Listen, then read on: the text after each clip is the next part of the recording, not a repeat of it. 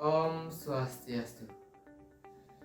Baik, pada kesempatan kali ini kami akan melakukan presentasi mengenai materi teori-teori masuknya agama Hindu ke Indonesia. Sebelum melakukan presentasi, izinkanlah saya untuk memperkenalkan teman sekelompok saya. Yang pertama atas nama Igede Wiradharma, absen 9. Selanjutnya adalah Iputu Gedeandika Yesus Putra, absen 16. Selanjutnya adalah Komang Edo Tri Atmaja Putra, absen 19. Selanjutnya adalah Nyoman Suda Krishna Wibawa, absen 31. Selanjutnya adalah Putu Dendi Andrea Wibawa, absen 33. Yang terakhir adalah Putu Sudadanana, absen 36. Adapun daftar isi dari presentasi kami pada kali ini adalah: yang pertama, pendahuluan. Yang kedua, dilanjutkan dengan teori-teori masuknya agama Hindu ke Indonesia, yaitu teori Brahmana, teori Ksatria, teori Waisya, teori Sudra, dan yang terakhir adalah teori arus balik. Teori-teori masuknya agama Hindu ke Indonesia. Dari lembah Sungai Sindu, ajaran agama Hindu akhirnya menyebar ke seluruh pelosok dunia, seperti ke Asia Tengah, Tiongkok, India belakang, Jepang, dan pada akhirnya sampai ke Indonesia. Kebudayaan Hindu masuk ke Indonesia tidak diterima begitu saja, melainkan melalui proses pengolahan dan penyesuaian kondisi kehidupan masyarakat Indonesia. Hal ini disebabkan karena 1. Masyarakat telah memiliki dasar kebudayaan yang cukup tinggi. 2. Pengaruh kebudayaan Hindu yang bersifat melengkapi kebudayaan yang telah ada di Indonesia. 3.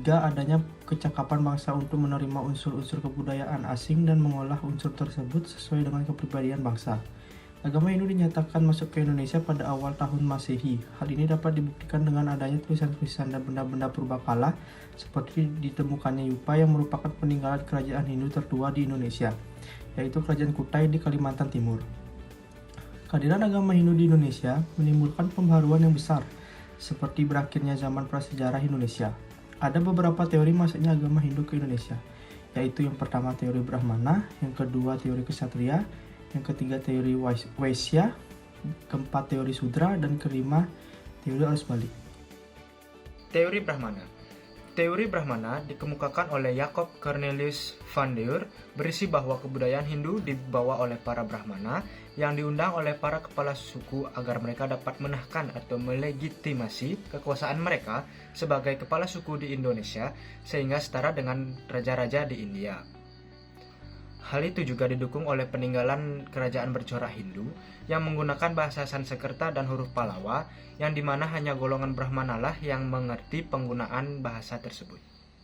Teori Ksatria dikemukakan oleh F.D.K. Bos dan C.C. Berg, berisi bahwa agama Hindu dibawa oleh kaum ksatria, raja atau pangeran yang melarikan diri ke Indonesia karena kalah perang atau kekacauan politik di India.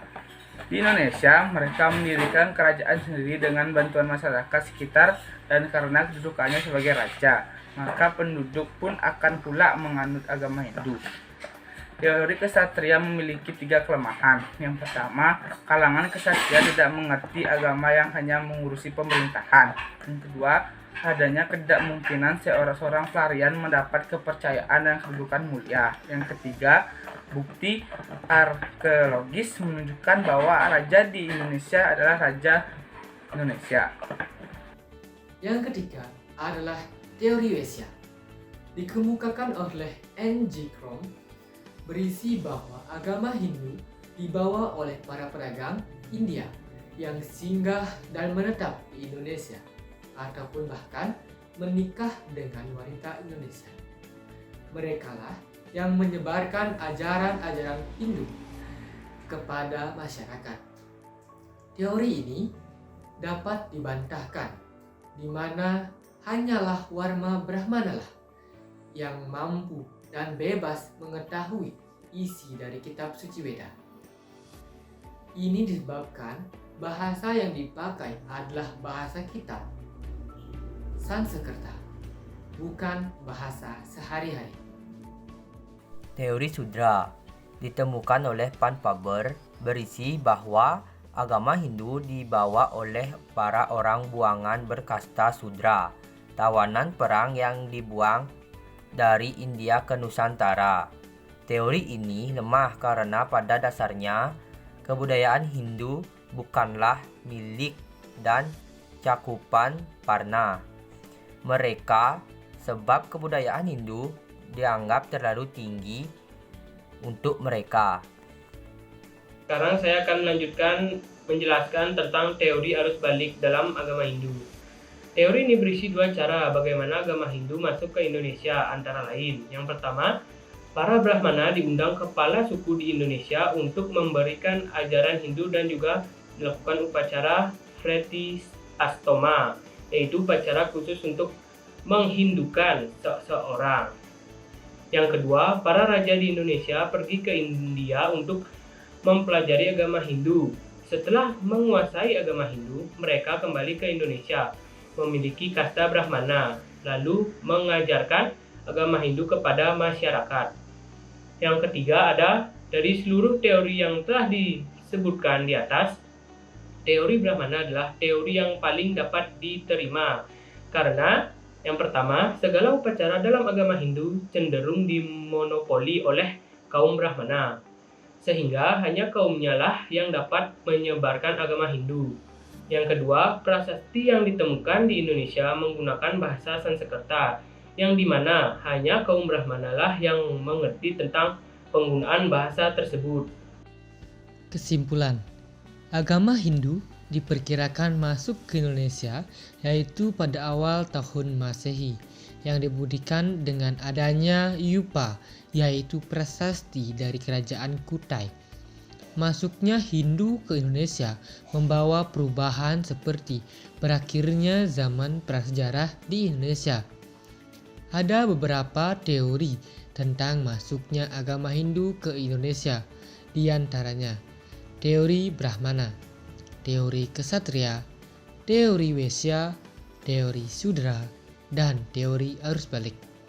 Dari teori-teori tersebut, teori Brahmana lah yang paling dapat diterima, karena Warma Brahmana lah yang paling banyak tahu tentang urusan agama serta paling ahli agama. Sedangkan teori-teori yang lain masih memiliki kelemahan dan kekurangan sesuai dengan situasi dan kondisi. Itu tadi presentasi dari kelompok kami. Apabila ada kesalahan dalam kami menyampaikan materi, kami memohon maaf sebesar-besarnya. Dan kami tutup dengan Parama Santi. Om Santi Santi Santi Om.